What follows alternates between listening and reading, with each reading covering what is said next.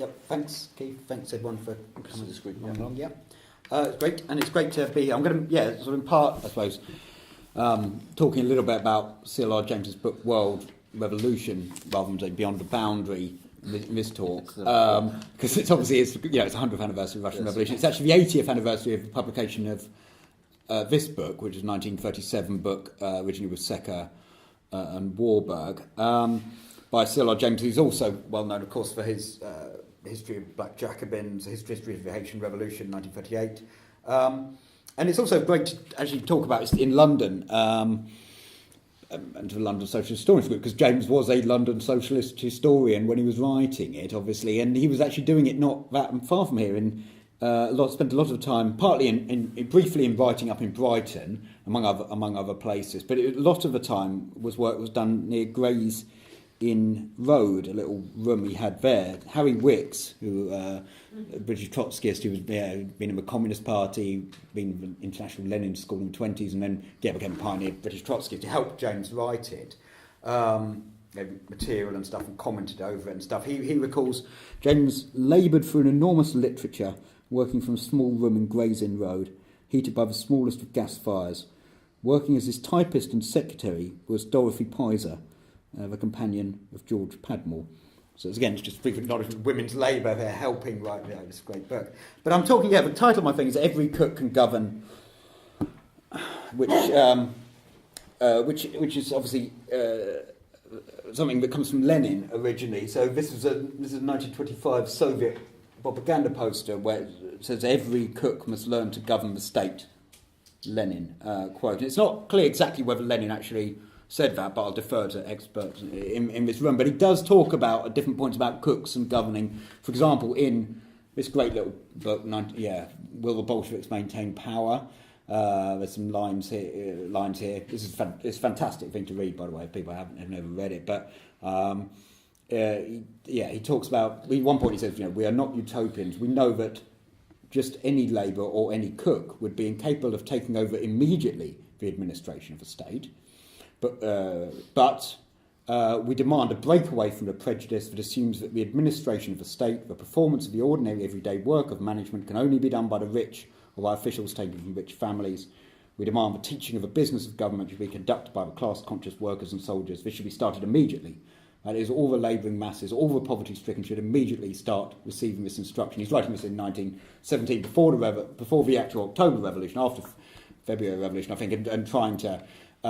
it's fantastic if people never looked. I think he has another reference to cooks and govern later on.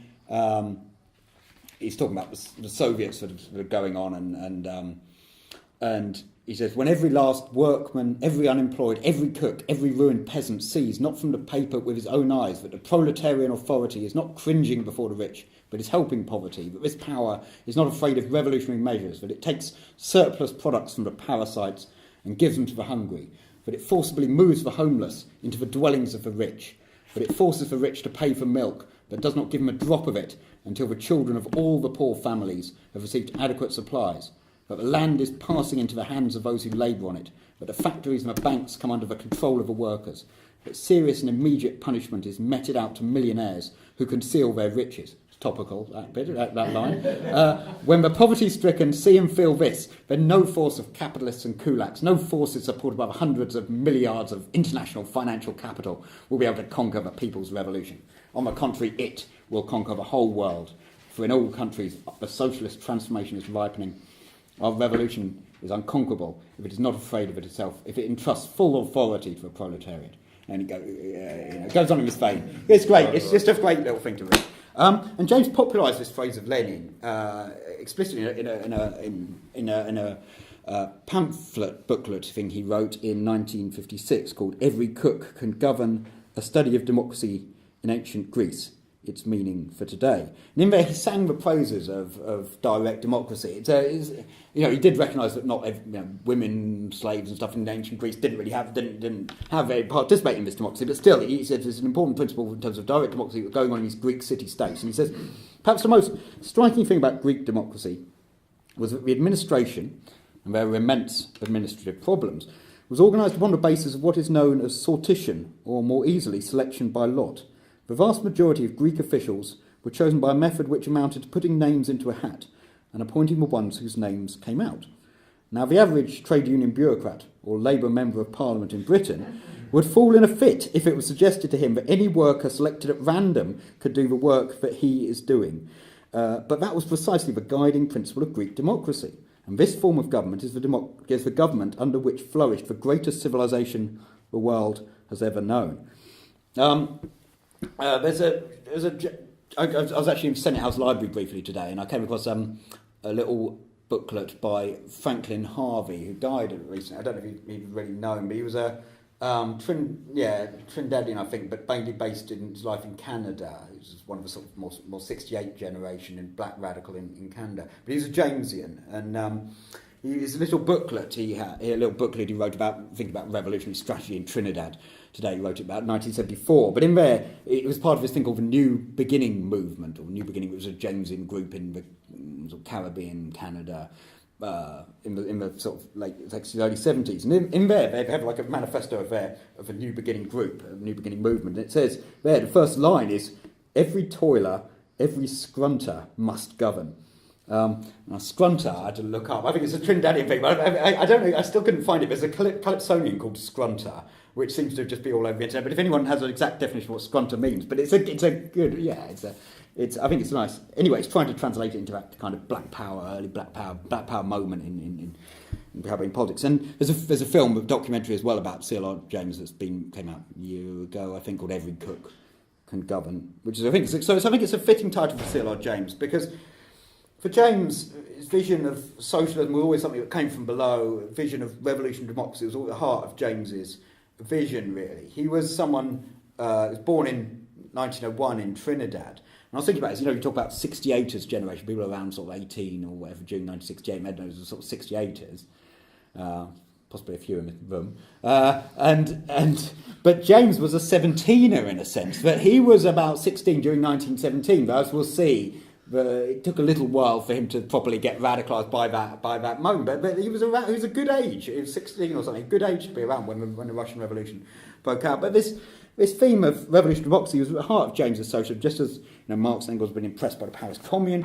So for James, really, the Soviet system was, like for Lenin, was the key inspiration of the Russian Revolution. His idea of workers' councils, his idea of working class self-activity, the emancipation of the working class must be the active working class, the very heart of socialism, really. That was essential. As Frank Rosengarten noted in his book Urbane Revolutionary, his biography of James, he says, as far as James was concerned, only socialist democracy, founded on the idea of popular participation and creativity in all areas of life, could hope to restore something of a wholeness that he saw as the heritage of Greek civilization. Russian Revolution obviously inspired, people, we've talked a lot about how inspired people. There's a nice quote people know from Nye Bevan in 1951 at a Labour Party conference, which I'll just read out. This is Nye Bevan speaking on the impact of the Russian Revolution on British workers. He says, "I'm now 53 years of age. I was coming to adult life at the end of the 1914-18 war. I remember so well what happened when the Russian Revolution occurred. I remember the miners, when they heard that the Tsarist tyranny had been overthrown, rushing to meet each other in the streets with tears streaming down their cheeks, shaking hands and saying, 'At last it has happened.' Let us remember in 1951 that the revolution of 1917 came to the working class of Great Britain, not as a social disaster, but as one of the most emancipating events in the history of mankind. Let us also remember that the Soviet Revolution would not have been so distorted, would not have ended in tyranny, would not have resulted in dictatorship, would not now be threatening the peace of mankind, had it not been for the behaviour of Churchill and the Tories at that time. Do not forget that in the early days when the great mass of backward people were trying to find their way to the light, were trying to lift themselves from age-long penury and oppression, they were diverted from their objectives and thrown back into the darkness, not by the malignancy of Stalin at first, but by the action and malignancy of Churchill, the City of London, New York, and all the rest of the capitalist world." But obviously it's also inspired black colonial subjects in the French and British empires, black Americans. Keith mentioned all these conferences that are taking place. I co-organised one up in Preston at the Institute for Black Atlantic Research on the red and the black Russian Revolution of Black in the African diaspora in last month, October. And there's a nice people see, just to get a sense of that, the inspiration it did. There's a quote from Marcus Garvey, great Pan-Africanist Jamaican, not a communist in any sense, but when Lenin died, he gives this, speech after Lenin's death, describing Lenin as one of Russia's greatest men, one of the world's greatest characters, probably the greatest man in the world between 1917 and 1924, when he breathed his last and took his flight from this world. We as Negroes mourn for Lenin because Russia promised great hope, not only for Negroes but for weaker people of the world. And Claude McKay, you have this high point of, in terms of that, it's not a great phrase, but to use the term black Bolshevism, problematic term, but that high point of that moment really comes with Claude McKay, another Jamaican poet, and he gets radicalised by the revolution. He comes to, as he puts it, in 1919, when he's in America, he says, every Negro who lays claim to leadership should make a study of Bolshevism and explain its meaning to the coloured masses. It is the greatest, most scientific idea afloat in the world today that can be easily put into practice by the proletariat to better its material and spiritual life. Bolshevism has made Russia safe for the Jew. It has liberated the Slav peasant from priest and bureaucrat who can no longer egg him on to murder Jews to bolster up their rotten institutions. It might make these United States safe for the Negro. If the Russian idea should take hold of the white masses of the Western world, and they should rise in united strength and overthrow their imperial capitalist government, then the black toilers would automatically be free. And then he gets invited, after Lenin's forceful intervention at the Second Congress of the Communist International on the Negro question, as it was called then, McKay's invited by Moscow to go over to speak. And so in 1922, he comes to the Fourth Congress of the Communist International in Moscow. That's him speaking there. And he remembers him. He said, those Russia days made the most memorable of my life. Whenever I appeared in the street, I was greeted by all the people with enthusiasm, a spontaneous upsurging of folk feeling. And it was a complete reverse of his experiences in Britain, where he was actually, interestingly, briefly around, worked with Sylvia Pankhurst, didn't he, and stuff. And also in America, obviously, with horrendous racism in America. He said, never in my life did I feel proud of being an African, a black. He recalled during his lean, hungry years of 1922 to 23. And though he was only there as a kind of leading artist of a Harlem Renaissance rather than a formal political capacity, he helped draft the Comintern's resolution on the Negro question, and he eloquently addressed the Congress on that. But the black colonial subject, I think, who fought and wrestled most deeply, I think, with the Russian Revolution over the course of his long life, in 1989 he died, was C.L.R. James, I'm already talking about. And I've got a handout about, there's something James wrote in 1939. So he's just met Trotsky earlier that year in Mexico, and so there's a little bit about that. But he's on sort of the anniversary, 22nd anniversary of the Russian Revolution. He's describing there and all sorts of things about people can go away and read that, about what he thinks it means. And he's writing that for a paper. He's writing it under the Negro question. So it's specifically directed for black Americans, really. He's trying to pitch this, why the Russian Revolution matters to black Americans. You can read that. But there's another quote from 1947, so this is 30 years after the Revolution. James is now in the US. He came over he came from the US in 1938. Initially as a speaking tour. Trotsky invited him over, talk on black liberation and socialism, but he ended up staying in America and going underground in the American Trotskyist movement. And this is from his little thing he wrote in 1947 called Dialectical Materialism and the Fate of Humanity. I'll just read it out because it really sums up James's overall approach to the Russian Revolution in a way. So he says, the revolution was the greatest outburst of social energy and creativity that we have yet seen. Previously, the French Revolution had astonished mankind by the rapidity and grandeur of its achievements. So much so that to this day, 14th of July 1789, is the date in all probability most widely known among the great majority of mankind. But the Russian Revolution exceeded the French. A combination of workers and peasants, the lowest classes of mankind, tore up an established government by the roots and accomplished the greatest social overturn in history. Starting from nothing, they created a new state, created an army of millions, defended the new regime against famine, blockade, and wars of intervention on all fronts. They reorganised the economy. They made Russia a modern state. They passed and tried honestly to carry out a series of laws on popular education, equality of women, repudiation of religious superstition, sexual sanity, workers' control of production, all of which constituted the greatest potential democracy and enlightenment that the world had ever seen. They organised a worldwide communist international devoted to the achievement of the same ideals in the entire world. The accomplishments are history, imperishable, and of permanent significance for mankind. Taken in its entirety, the heroic period of the Russian Revolution is the most glorious episode in human history. And then he comes on to the downside, 1947, what's gone wrong. It says, Lenin claimed always that one of the greatest achievements was the establishment of a new type of democracy, the Soviets of workers, soldiers and peasant deputies, which was able to unloose the creative energies of the great masses of the people. And he quotes from Lenin's The Threatening Catastrophe, where Lenin says, it is a tremendous step towards socialism, a step from which, if complete democracy is retained, no backward step towards capitalism would be possible without the most atrocious violence perpetrated upon the masses. And then James Gunn has gone on to talk about that. He says, capital, in the form of state capital, once more rules in Russia now. Democracy has not been retained. But this has been done only at the cost of the condition foreseen by Lenin. The most atrocious violence has been perpetrated upon the masses of the people.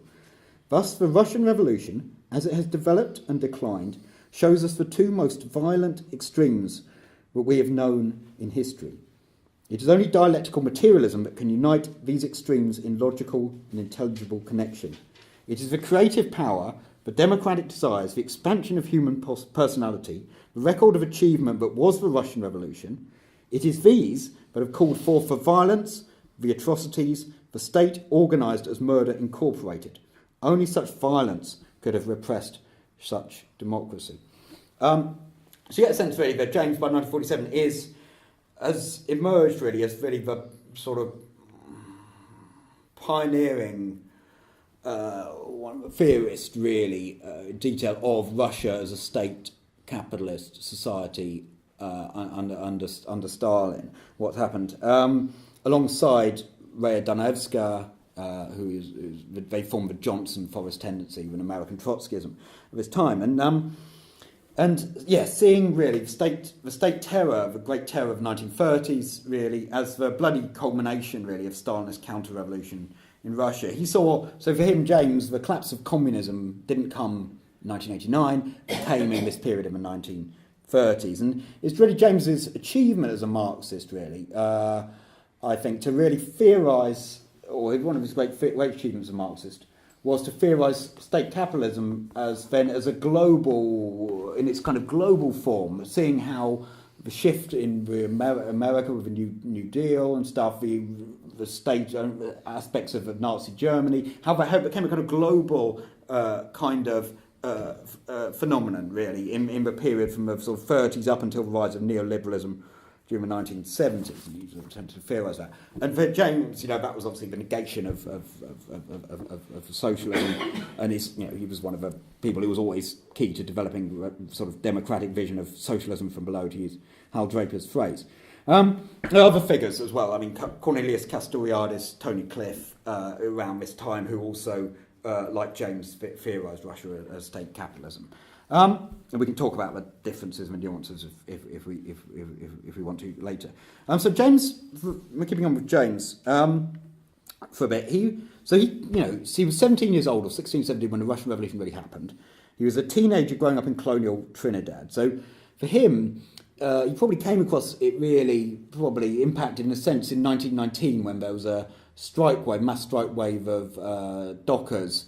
And in Port of Spain, which he was living at the time, the capital of colonial Trinidad, 1919, sparked in many ways by soldiers returning, who'd been out in the West Indies Regiment, returning to Trinidad and coming back to a society marked by poverty, unemployment, stuff like that. And there was this big strike, mass strike in 1919, and there was talk then in the media about Bolshevism coming to Trinidad. There's mass fears, the British colony, fears of Bolshevism coming, even though most of the actual leaders of the strike wave were Garveyites rather than Bolsheviks. There was a Trinidad Working Men's Association, which was reborn really out of that strike wave led by Captain Cipriani, but they were really social democrats fundamentally, the leadership of it, although I think the strikers did wear red shirts in solidarity with the Russian Revolution. And, communist publications were basically banned in the British colony, really. There was perhaps odd colonial seafarers tried to smuggle in publications in the 20s, such as the Negro Worker, late 20s and stuff, but it was very hard to get hold of any kind of communist literature. It was a seditious publications law. All communist literature was banned in 1932. And so when James arrived in Britain from colonial Trinidad to try and make his name as a writer, as he put it to Stuart Hall, he said he wasn't at all a Marxist then. He said, although I'd read a lot of history, I'd been concerned about the ordinary person. I had not read one line of Marx. All I knew that in the history books of those days, you'd see that in 1848, Marx and Engels had written the Communist Manifesto. But for him, Marx, he was interested in it, but it was an abstract thing for him at that time, reading about Marx and reading about Trotsky and what have you. But by the time, 6 years, from 1932 to 38, this is James in Britain, I wrote a little book about it based on my PhD. By 1938, this picture of James in 38, he's on the executive committee of the Fourth International World Party of Socialist Revolution. So it's quite a change. From 6 years, it's quite a transformation, really, and he's in charge of organising the colonial revolution within the Fourth International. So it's not bad. It's quite a radical transformation James goes in for 6 years in Britain, amid the Great Depression, and he politically radicalises and he's meeting Trotsky a year later, in 1939, as I mentioned, in Mexico, to discuss black liberation and tactics and strategies around that. We discuss, actually, in the new edition of the World Revolution, which I've done, there's the appendix, we include James's discussions with Mexico about the Fourth International, about the book. So James has become a leading Marxist theorist, really, by the late 30s, as you can see from the article you've got there. And really one of the most important revolutionary socialists in Britain during the Great Depression, and in terms of black intellectual, one of the most leading figures. And it's really the 10 months which shaped James's world is when he goes, I think you alluded to it, going to Nelson in Lancashire, where he's staying with Louis Constantine, seeing there another big strike by cotton textile workers. That's where he reads, though. He reads two books, actually, which make him a Marxist. One was Oswald Spengler's The Decline of the West, and the other was Trotsky's History of the Russian Revolution, which he reads in Nelson. I think he'd been given a copy by the bibliophile. There's a publisher called Frederick Cartmel, who'd been a tank commander in Britain during the First World War, and knew James into books and stuff. And Trotsky's History of Russian Revolution had just come out first volume had come out there, and he gave James a copy of it. It basically blew the mind of James, like it blew the mind of a lot of other intellectuals who were radicalising towards the left in that period. James would later write great things about Trotsky's history, describing it the climax of 2,000 years of European writing and the study of history, the greatest history book ever written, one of the most stupendous and significant pieces of literature ever produced in any language, propaganda on the grand scale. For whereas the other historians, this is James writing in 1940, I think, so just after Trotsky's been killed, he says, whereas other historians in the pursuit of their aim shaped their material as an artist shapes his figures, Trotsky claimed and irrefutably demonstrated his history was scientific and that it flowed from objective facts. He challenged anyone to question his documentation, and James writes in 1940, the challenge has never been taken up. He hasn't really. They don't really engage with it, do they? Even people, historians of the Russian Revolution today, they don't. Perhaps Marxist ones do, but bourgeois historians just tend to ignore it, don't they? They don't try and. Perhaps I'm correct me if I'm wrong. They don't spend ages trying to prove Trotsky's history is completely wrong. They just ignore it. In method and presentation, the book is as scientific as The Origin of Species. It may be challenged as Darwin was challenged, but on concrete, not abstract grounds.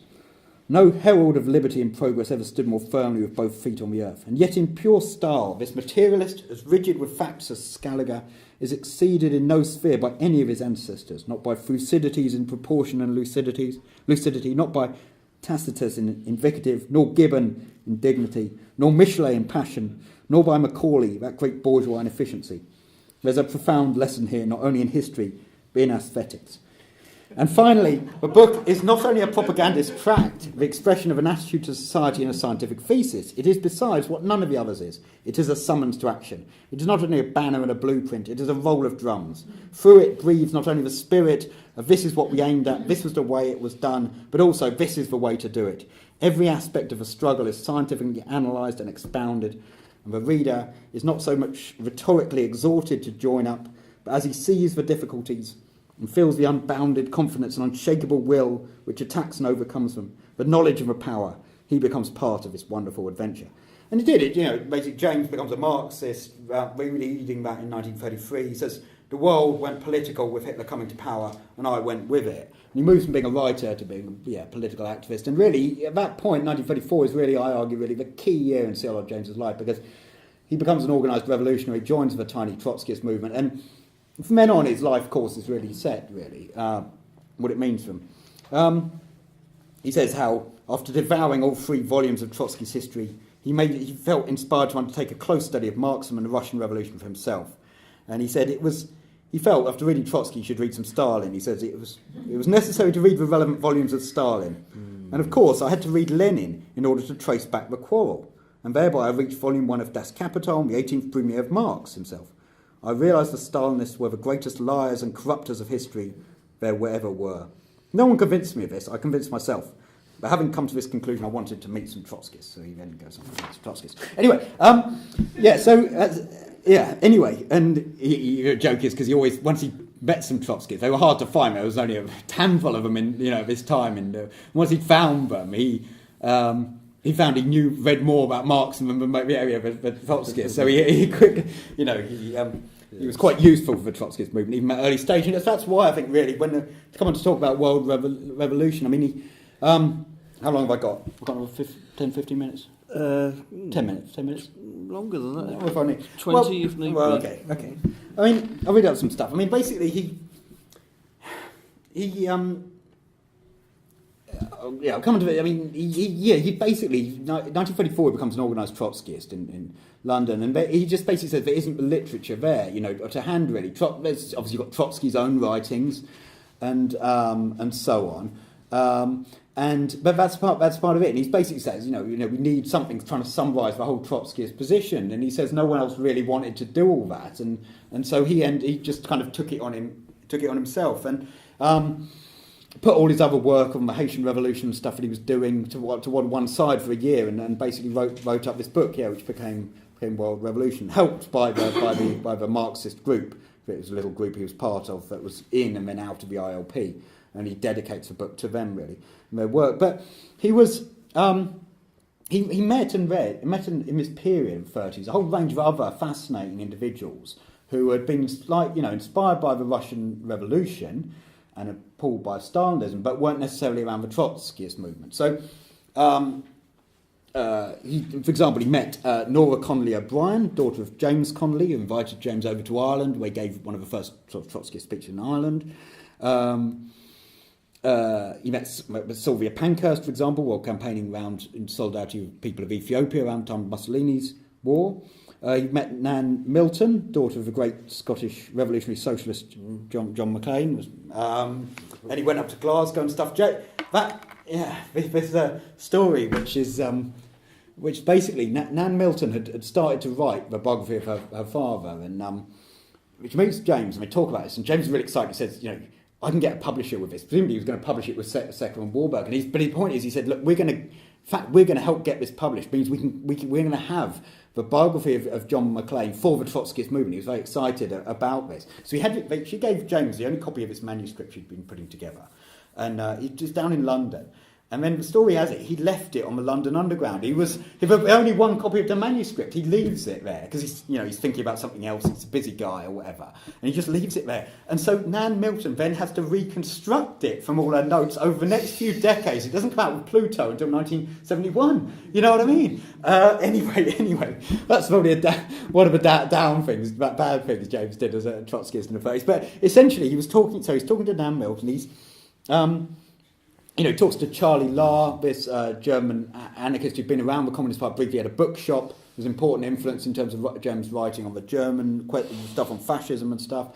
George Padmore, James's boyhood friend, leading black communist, breaks with Stalin, breaks with the Communist International, they reunited. So, Padmore had been on the Moscow Soviet, I think elected alongside Stalin in 1930 and stuff. So, you've got people like Padmore who'd met, people like Stalin, people like Harry Wicks and stuff who'd been over in Moscow and stuff. So these people, and this opens up James's revolutionary activism in the 30s. It's almost kind of forgotten world of kind of heretics, renegades, dissidents, and all sorts of people he's touched with. But I came across this story. I'll just read this out. This is James interviews. He goes and interviews, because I don't think there's always stories about the Russian Revolution. This is a story I don't think it's been told, so it's quite interesting. Meets this woman called I think it's Ekaterina Zorina. She's a aristocratic background, an opera singer, okay, in Russia, okay. So part of the nobility is an elite thing. Opera, I imagine, then was quite an elite thing in Tsarist Russia, okay. So she meets him, and she's on tour. So she's, I think James knows her because there's the person who was a percussionist who was doing on tour with her was I think it's Bruce Wendell, I think it's Trinidadian. So James would have known Bruce Wendell. But anyway, through Wendell, he met this woman. Anyway, he interviews her for the Port of Spain Gazette, sent back home to Trinidad, the story about who she was. It's fascinating.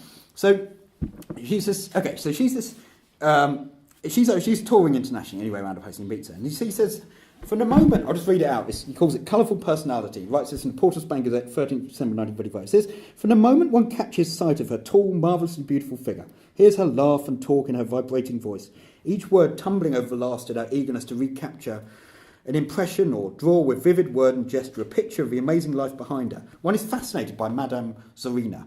In her, one sees all the beauty and reckless dissipation of energy and artistry that marked the last days of Russian imperial sway. And yet, unlike so many of her order, she has had the power of determination to rebuild life again on that firmest of foundation, artistic endeavour.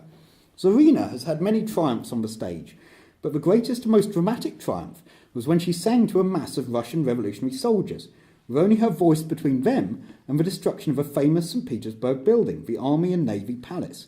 It is the most thrilling episode of her life, and an artistic experience of which few or any of her colleagues on the operatic stage have ever heard. She tells the story herself with a vividness that is at once a tribute to her gifts as an actress and the indelible impression which such an incident would leave on the mind and personality. So he says, in March 1917, the first revolution saw the downfall of the Tsar, and after a few months, Kerensky ruled in Russia. When the revolution broke out, I was living in the Army and Navy Palace, said Madame Zorina.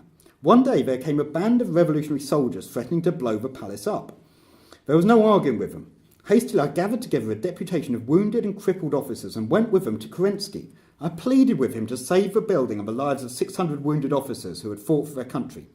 He replied there was nothing he could do. He could do nothing. Were he to take active steps on our behalf, he would be branded by the masses as counter-revolutionary. I was consumed with sorrow. This is Zorina saying, I was consumed with sorrow. The Army and Navy Palace was the most wonderful concert hall in St. Petersburg. Perfect in acoustics, ideal in every way, specially built indeed to give St. Petersburg a hall worthy of that great city. I had often sung there, and none of us on the staff would feel its destruction as I would. When we got back to the palace, the soldiers were thicker than before. Half desperate, I jumped onto the platform and appealed to them as a woman, as a sister of the Red Cross, as the widow of an officer killed at the front. They were adamant. They would not hear me. For the first and I hope the last time in my life, I was shouted down. And then, standing on the platform with memories of a marvellous artiste I'd seen there, inspiration came to me. There's a spirit of music, and he was in the Army and Navy Palace that afternoon. I faced them once more. You wish to destroy this beautiful building where your Chelyapin has sung, the hall in which you might hear so much more that is beautiful. Very well, let me sing for you the last song. There was a confused silence. They had not expected this. And straight away I began singing Dear Hall of Song from Tannhauser. Did ever a soprano sing for such a reward? They listened. Many of them had never heard such music in their lives before. I do not think I ever shall again. There are heights in one's art that one reaches once. When I finished, they were quiet for a moment, and they surged round me, lifted me in their arms, and carried me through the palace. And then after a speech by one of their leaders, they went away, leaving us in peace. This is the middle of 1917. She said, that was the beginning of the new Russia. Before, in the days of my youth, I remember many interesting figures. Andreev, Kamensky, who named me as the inspiration of his leader. One time, the most discussed story in Russia. Duels were fought over me. One was between my fiancée and Prince Narishkin. Am I vain to recall these things? Perhaps. But those were the days of romance and their past. That's a quote from me. So James is just entering this aristocratic Russian officer. She's telling the story. And it says, James says, before we parted, Madame sang for me Ukrainian folk songs, which I shall never tire of hearing.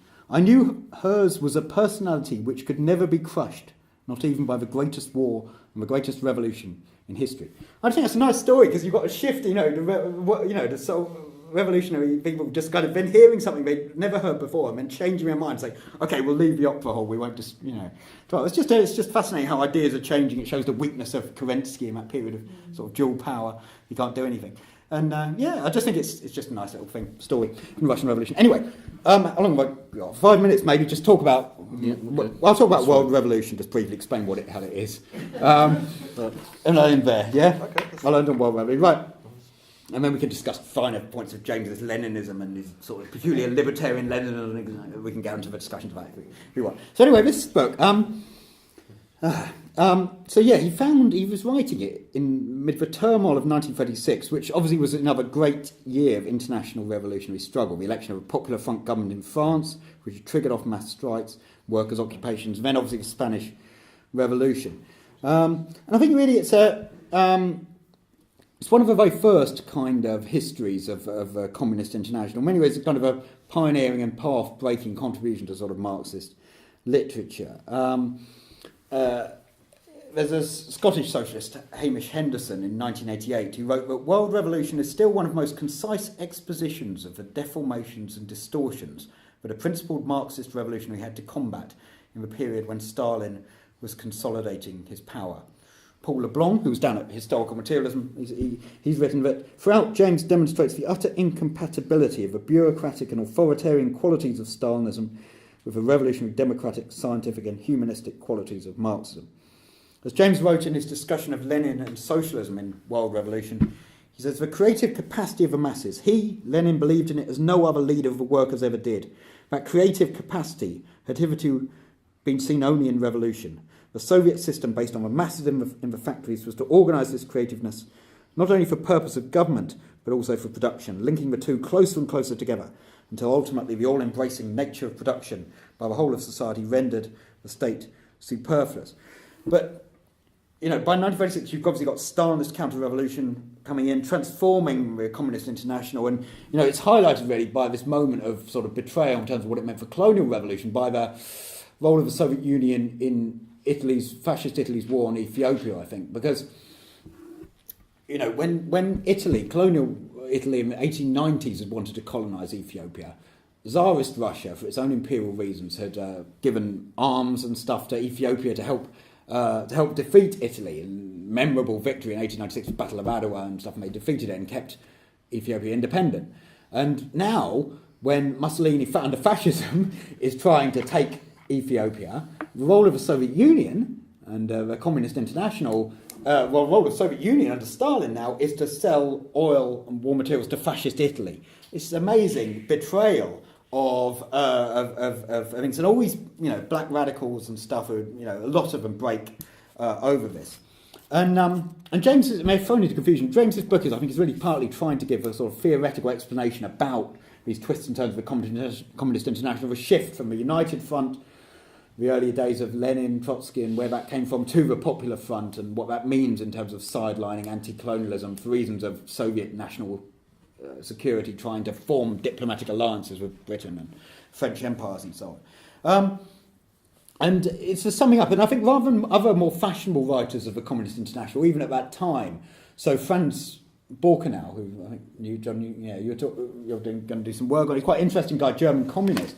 Franz Borkenau wrote a book in 1938, came out a year later on the Communist International. For Borkenau, he really argues, look, the idea of world revolution is it's not on the cards really. Europe, by that point, advanced capitalist countries, the workers are essentially bought off. They do well enough. The idea of revolution really spreading is a pipe dream for objective reasons. And James really, in this book, argues as you would expect a leading Trotskyist to do, but really actually it's subjective matters that questions really. It's about the lack of political leadership, lack of revolutionary Bolshevik organisation in most countries, and just as that Lenin's the importance of that was vindicated by 1917 in October.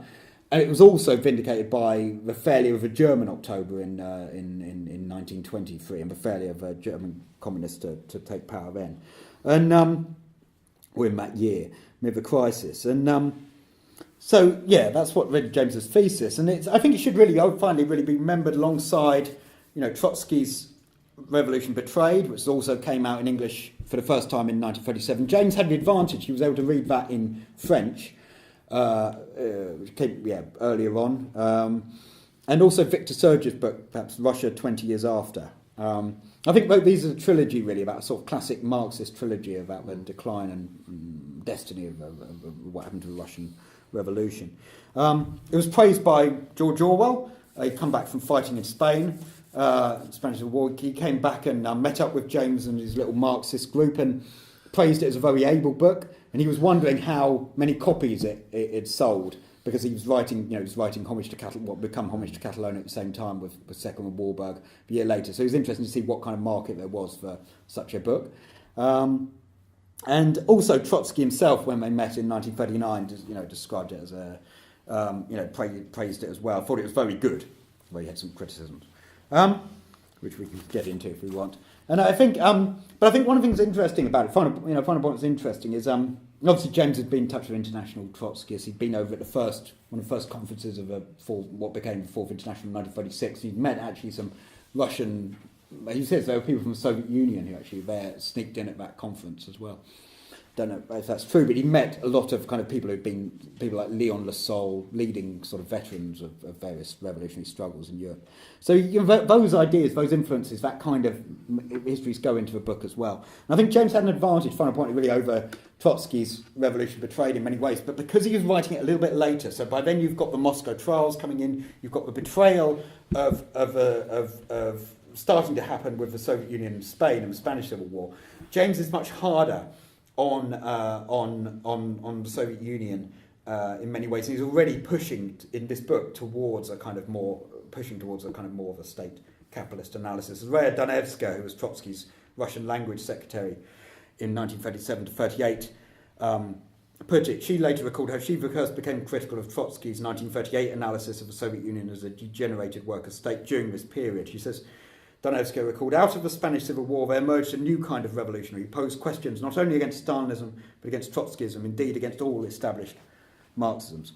So I think it's I think I'll probably end there. James always tried, he always saw himself as a Leninist in many ways, but he, as we can talk about, his peculiarities of his kind of own libertarian Leninism were distinctive and so on. But he was always himself, throughout his life, inspired by the Russian Revolution. Okay.